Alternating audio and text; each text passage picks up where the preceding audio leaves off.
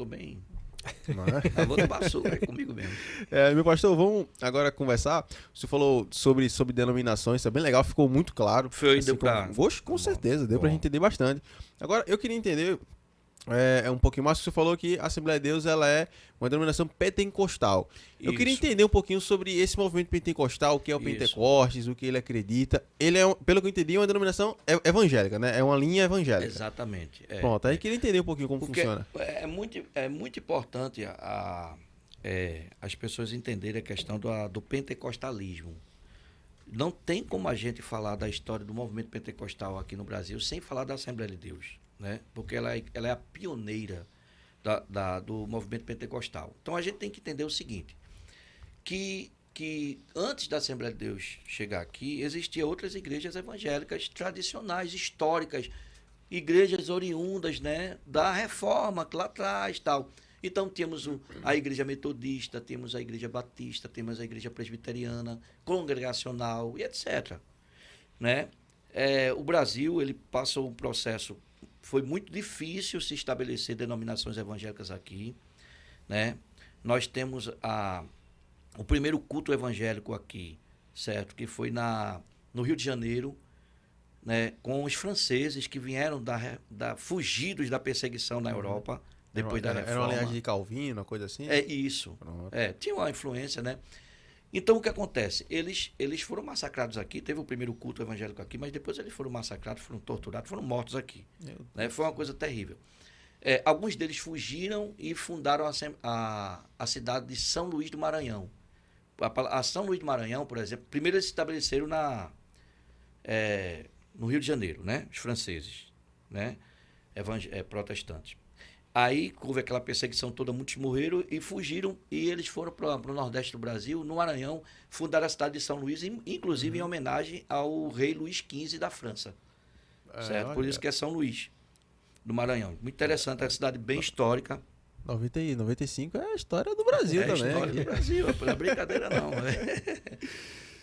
Então, o que acontece? Então, mas, aos pouquinhos, né, com muitas perseguições, etc., as igrejas evangélicas foram se estabelecendo aqui, tá entendendo? Com o fim da monarquia e o início da república, certo? Houve um período no começo da república chamado padroado ainda. A religião oficial, tanto da monarquia quanto do início da república, era o catolicismo romano. Então, as religiões de afrodescendência e as religiões, né, as denominações evangélicas eram muito perseguidas, certo? Mas depois, no começo do século, se foi se abrindo mais, certo? Depois, no início da República Velha, muita perseguição, depois foi se abrindo mais.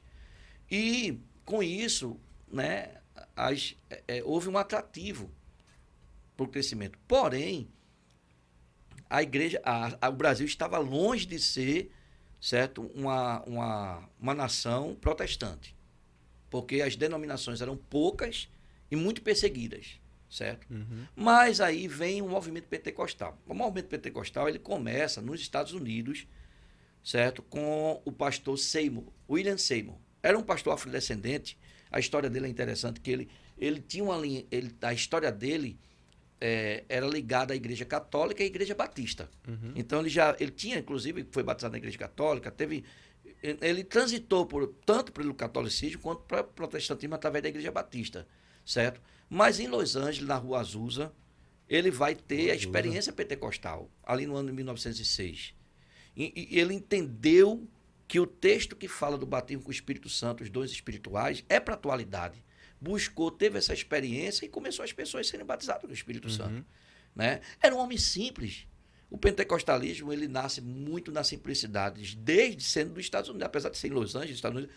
Mas ele era um homem simples, um afrodescendente, que vocês sabem que até hoje, nos Estados Unidos, na verdade, existe um racismo muito grande, uma discriminação muito grande. Né? Graças a Deus, Deus levantou um pastor afrodescendente chamado Martin Luther King, né? Que um trabalho muito grande conseguiu reverter um pouco desse quadro, né? Para mim é um grande líder, não só espiritual, mas também social, né? Em termos de contra o racismo, né? Porque é uma coisa terrível o racismo, é uma coisa absurda. Então, o que acontece? Mas você vê que mesmo sendo um pastor afrodescendente, ele buscou aquilo ali e explodiu isso. Todo mundo ficou querendo saber o que estava acontecendo na Rua Azusa. Então, Daniel Berg e Gunavin, que eram suecos, sob aquele movimento lá, eles ficaram curiosos, como não só ele, muita gente. Né? Porque alguém está dizendo que ainda hoje Jesus batiza com o Espírito Santo, mas eu li isso em Atos 2, eu nunca sabia. Exatamente. Né? Nós pentecostais, nós entendemos que a reforma não foi concluída e só foi concluída depois do pentecostalismo. Porque, na verdade, a reforma protestante colocou as bases para que a igreja voltasse aos costumes, aos hábitos, né? À espiritualidade, que é o mais importante, da igreja primitiva. Né? A volta às escrituras, a volta à santidade, né? A volta a buscar a Deus, a simplicidade, eram as bases colocadas. Então, Martinho Lutero, Calvino, John Wesley, e vai, esses homens foram muito importantes, mas eles estabeleceram só essa parte aí, a parte mais de interpretação bíblica, das escrituras, e etc. Mas o avivamento, porque num período da história da igreja, durante esses 2000 anos de história, certo? É claro que a igreja se corrompeu, houve a Idade das Trevas, que foi uma coisa terrível. A igreja católica, infelizmente, com tanta coisa, com essa chamada de Inquisição, matou muita gente, torturou muita gente, se desviou do reino de Deus, né? A igreja católica enriqueceu muito com a perseguição aos judeus. O antissemismo da igreja católica, para mim, foi uma das maiores aberrações dela. Um ódio aos judeus. Bem, o povo judeu, que é os descendentes de Abraão, por que semitas? Porque vem de Sem, né? Sim. E Sem foi um dos filhos, o filho de Noé. Aquele que não foi amaldiçoado. Teve um que foi amaldiçoado, ele não foi. A descendência de Sem deu em Abraão e a descendência de Abraão deu no povo de Israel. As tribos de Israel, Jacó, que é Israel, as tribos de Israel. Bem, a nação israelita. Deus disse para Abraão, abençoarei o que te abençoarem e amaldiçoarei o que te amaldiçoarem. Eles negaram Jesus, crucificaram Jesus, mas não deixaram de ser povo de Deus. Quando a gente lê a Bíblia, a gente entende perfeitamente, principalmente em Romanos capítulo 11. O apóstolo Paulo deixa claro que Deus não desprezou o seu povo. A bênção de Deus, de Abraão, está ainda repousando sobre o povo de Israel. Então, nós não podemos, de forma alguma, ser inimigos dos judeus. Né? Porque, pelo contrário, quem se torna inimigo daquele povo está se tornando inimigo de Deus também. Porque existe uma promessa de restauração dos judeus. O povo de Israel vai se converter. Eles vão reconhecer que Jesus é o Messias. Está tudo aí. Infelizmente, o que aconteceu? É um povo muito perseguido, justamente é odiado, porque é o povo de Deus.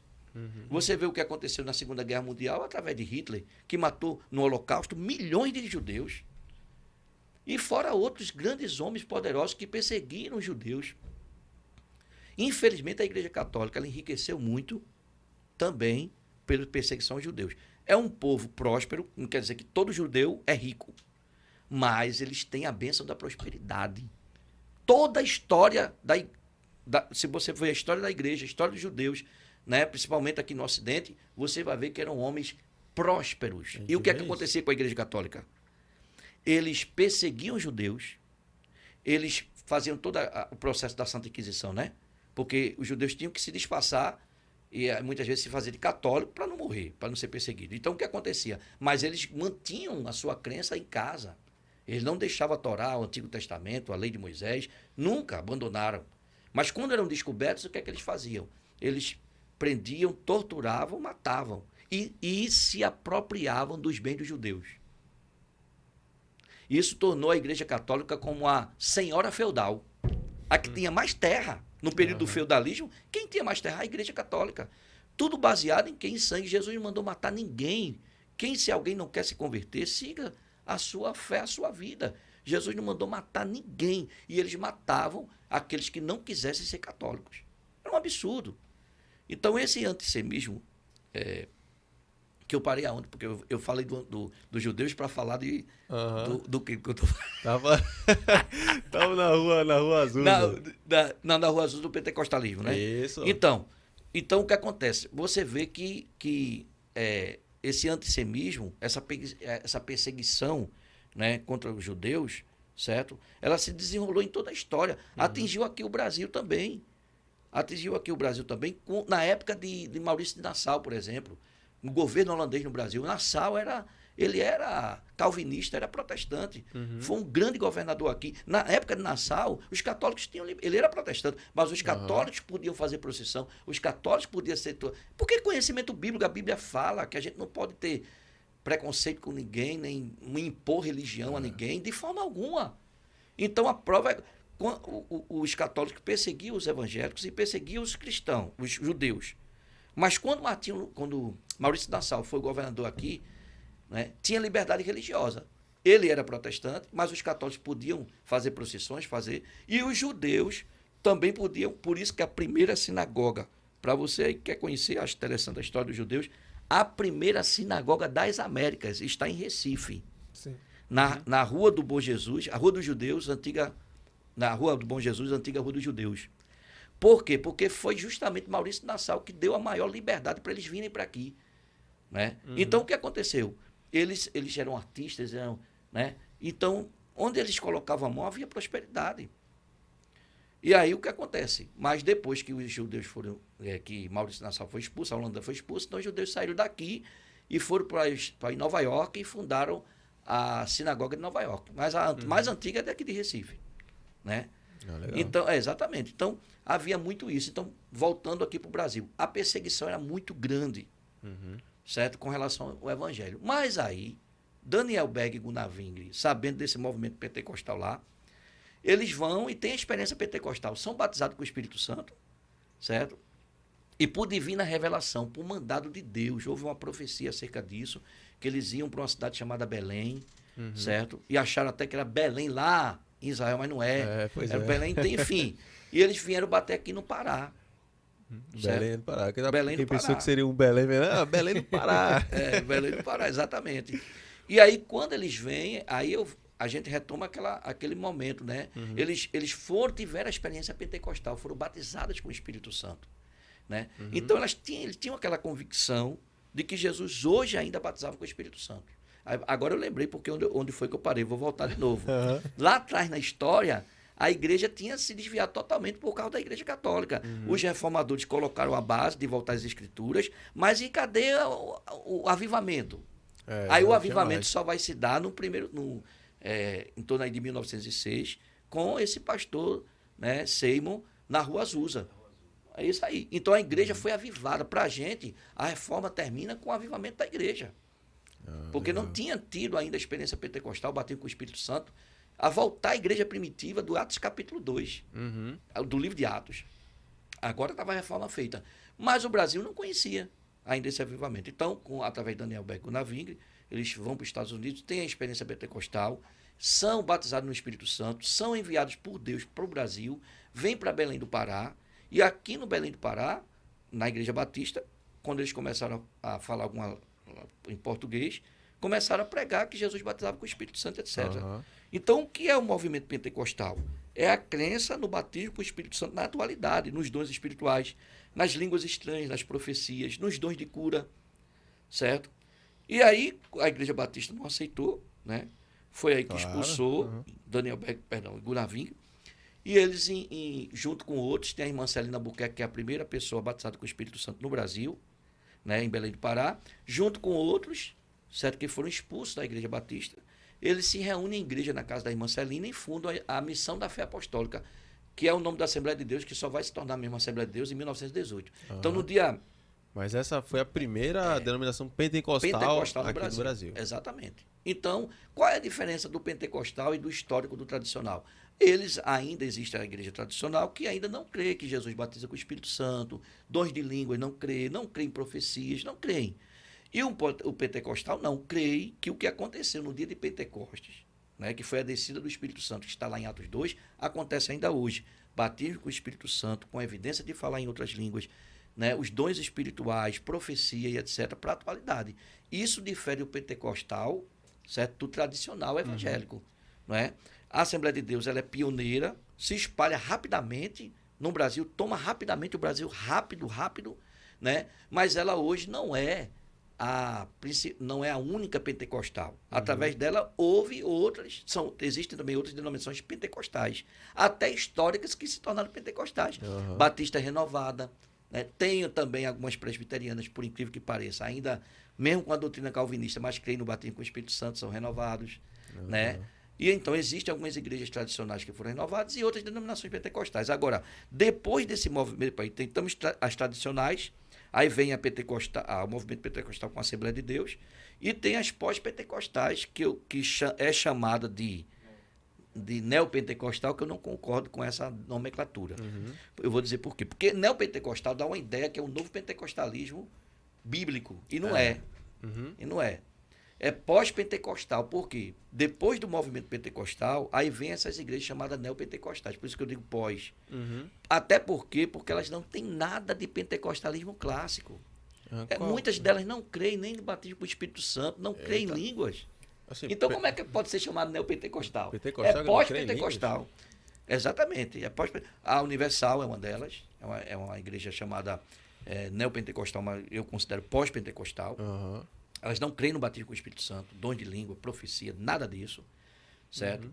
E não só, aí tem as outras também, né, que é a Igreja Mundial, a Igreja Internacional da Graça, né? São igrejas chamadas pós-pentecostais, entendeu? Seriam essas igrejas mais que as pessoas falam como é um movimento carismático, uma coisa relacionada ou não? É diferente? Não, é assim, essas igrejas, ela tem um lado muito de teologia para a prosperidade. O movimento carismático ele foi dentro da Igreja Batista. E também da Igreja Católica. Existe uma linha da Igreja Católica carismática, que é porque, pela Igreja Católica ver o crescimento e o fortalecimento do pentecostalismo, eles vão tomar a linha carismática, que é uma linha, né, parecida com o pentecostal, porque carisma quer dizer dons.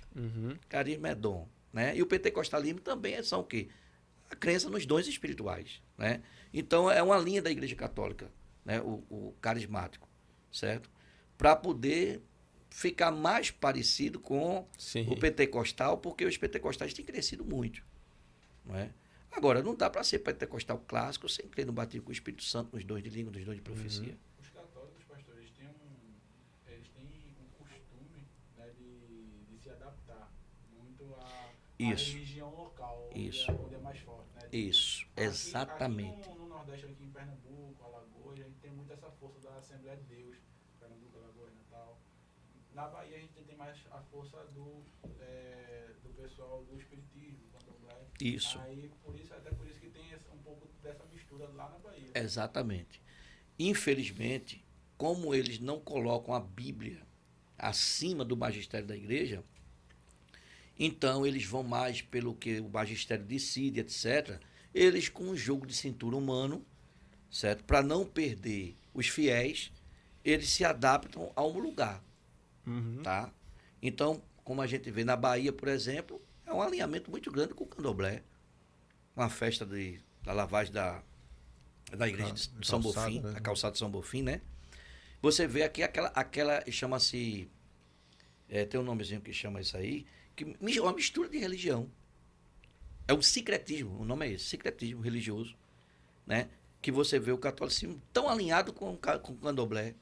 Mas se você for em outra igreja católica, em outro lugar, que se predomine mais os pentecostais evangélicos, eles jamais vão querer estar perto do candomblé, mas vão também se assemelhar muito, né, com alguns hinos evangélicos e etc, com alguns até, por exemplo, hoje, por exemplo, a Igreja Católica, na minha época não existia isso, agora a Igreja Católica hoje tem vigília.